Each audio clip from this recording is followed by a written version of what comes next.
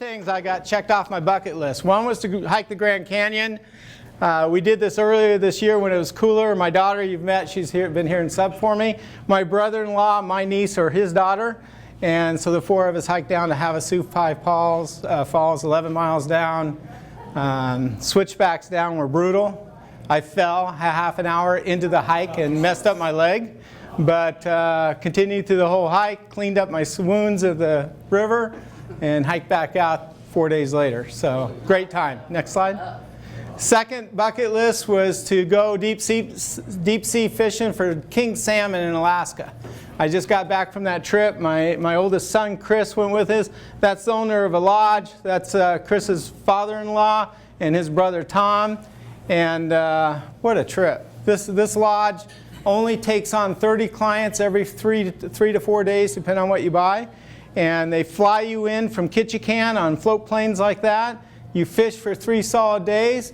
They prepare the fish on a factory prepared piece of equipment, and you go home with vacuum sealed, frozen, fresh fish. And we all came home with over 30 pounds. I actually got 35 pounds because I bought some smoked fish that they smoked right there at the lodge. Phenomenal salmon. Next slide. What kind of salmon were they? I had both king. I'm sorry? I can make arrangements. I can make arrangements for that. This was our second day of fishing where I caught the largest king, which was a 25-pound king, and I caught a 10-pound halibut.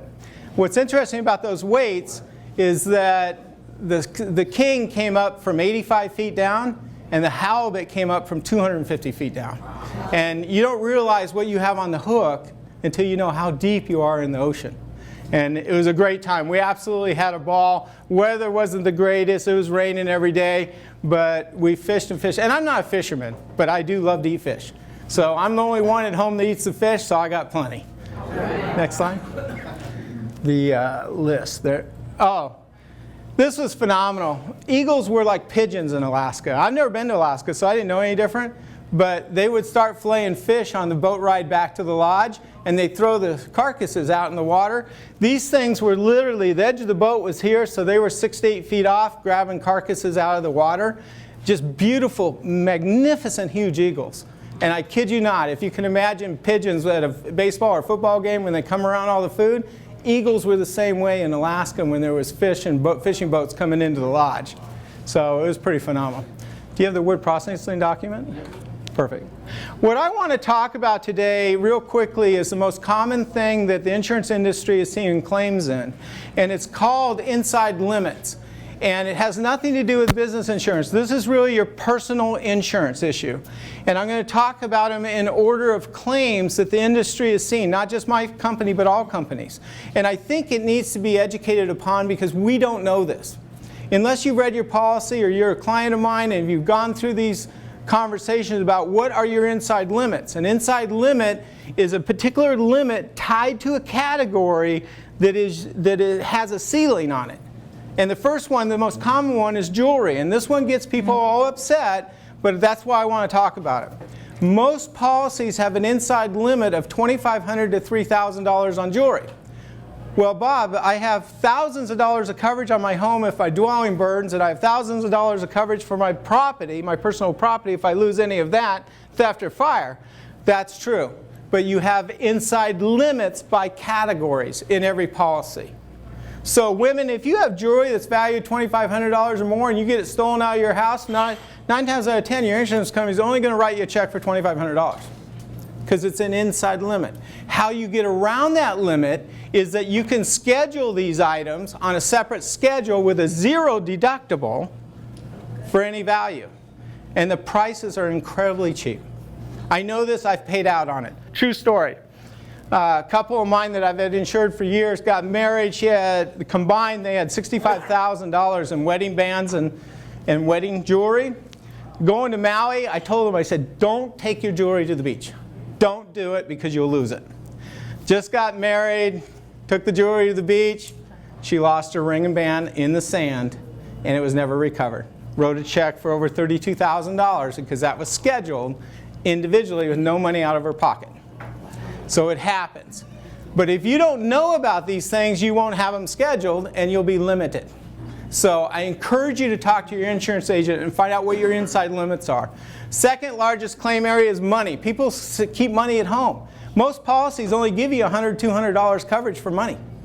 So if you have $10,000 in a little safety deposit box that gets stolen, guess what? You're going to get $100 or $200 from your insurance company. Money is the second most common.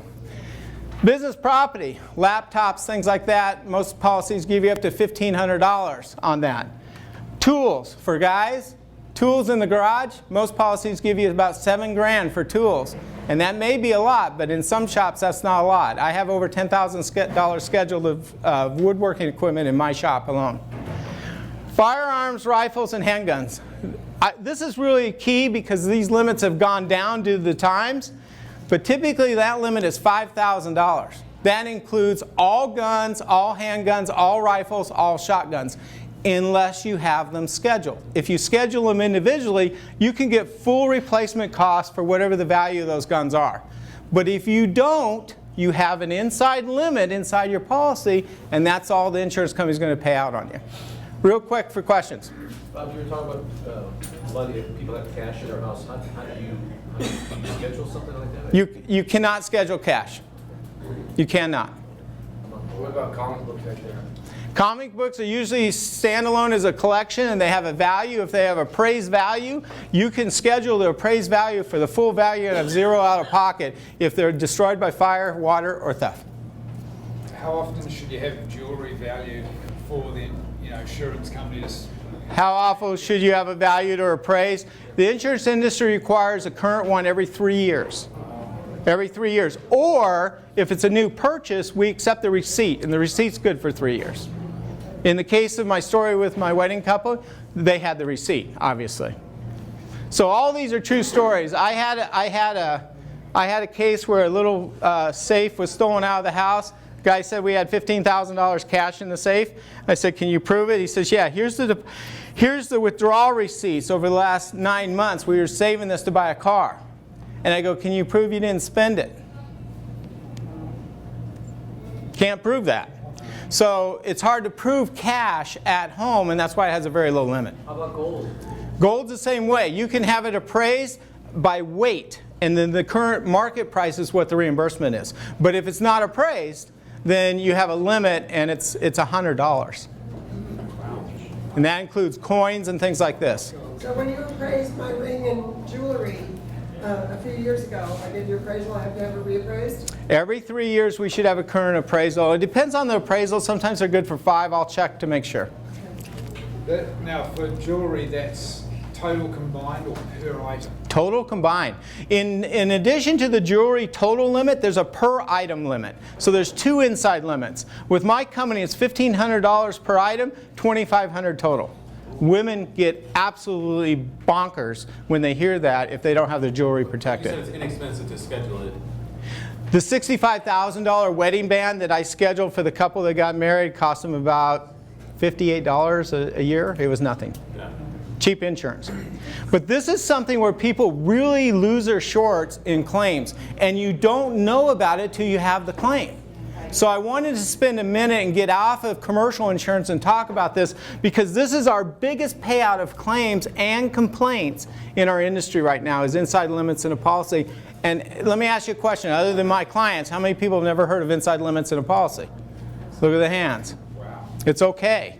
We don't know because we don't have agents teaching us what we need to know to make educated decisions. Real quick, I'm out of time. So do you mention this to clients that you have like insurance policies before ahead of time? Yep, I have a checklist when I do a personal insurance review and I bring all these issues up.